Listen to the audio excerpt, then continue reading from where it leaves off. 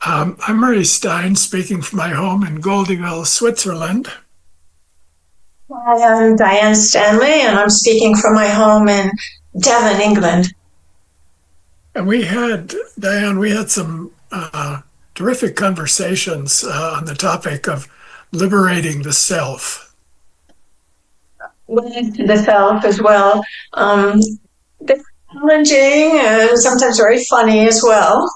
Yeah, I think they sparkled. And we took the recordings, we made a transcript and worked on it some more. And then we created a book called Ways to the Self. And now we'd like to share some comments about the book and about our experience making the book. So, do you want to begin, Diane? We'll use just a few pictures. There's pictures throughout the book, but we just chose a few to describe what's in the book. And the first discussion we had on Ways to the Self was psychedelics, my area of expertise. And I knew many, many people, and you probably may have heard of this in the 70s, who psychedelics was an approach to the self. Or as Huxley said, opening the doors of perception. Of course, when we discussed it, we discussed the conditions around this and the safety measures around this. But it was an important discussion. And for many people, it was a very important experience to open these doors and ways to the self. Well, it does open the door, all right, although I haven't had that experience myself. And as we look at the second picture, I'm thinking about active imagination, which is the standard Jungian practice used to make contact with the deeper levels of the psyche. And it can be a very powerful experience, similar to a psychedelic experience, an experience of a mystery, something that is hidden in the unconscious, steps forward and reveals itself, and one is taken to another state of consciousness. And then, of course, there are dreams. And as we see in the third picture, that marvelous fish jumping out of the water, that's from one of your dreams, Diane, and your analysis. And dreams are another doorway to the self. We do a lot of work with dreams in Jungian psychoanalysis. Freud called it the royal road to the unconscious. And Jung affirmed that dreams give us access to deep levels that we can then work with in analysis and in further developments in active imagination.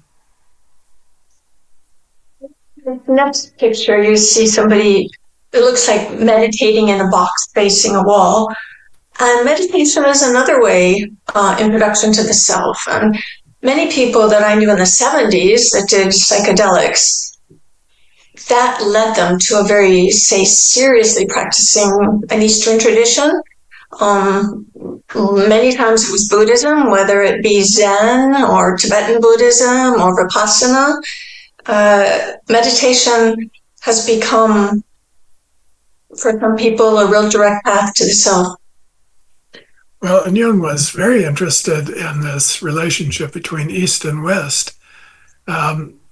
He writes that the West is really fixed on extroverted thinking and feeling. It's all out there. We explore the world around us.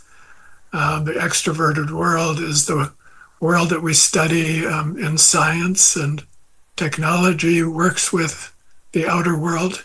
The East, he said, had developed a different kind of science, contemplative science. They studied the inner world. They studied the world of the mind. And they discovered things that we had no idea about in the West, as the West discovered things that the East had no idea about.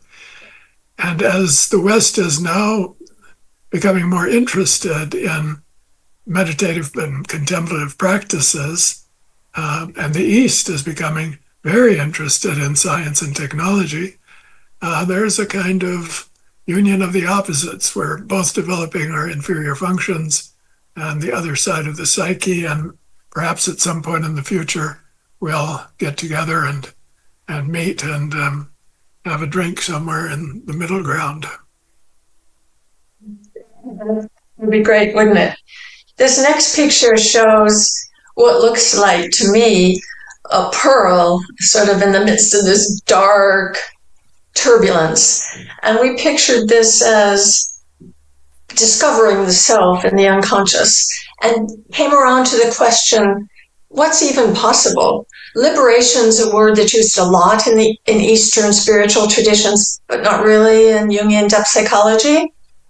So we questioned, what is the human potential? What is liberation? Is it even possible? And in this picture, we thought of it more as diving into the depths of the unconscious to discover what's most meaningful and precious. Right. We talked a lot about liberation and compared it to what is attempted in Jungian psychoanalysis. In analytic practice, we do attempt to clear the way for greater and greater expressions of the self, that the self, which is there always, anyway, whether we know it or not, and it's doing something, doing its thing, individuating, developing, we try to release it, try to become conscious of it. And then the question is, can you live what you have had a glimpse of, a momentary experience of, or a vision? And that's this last picture that we're looking at has to do with living the self. Can you take that experience from analysis or from meditation or active imagination, build on it, and put it to work in a practical way in your everyday life? And that's what we consider in the final chapter of our book. So we definitely hope that people will enjoy our conversations in ways to the self. We certainly did. That's the cover of the book. If you Beautiful cover, and that's your painting on the cover of the book, isn't it? Thank you very much for listening. Yes. Hope you enjoyed it.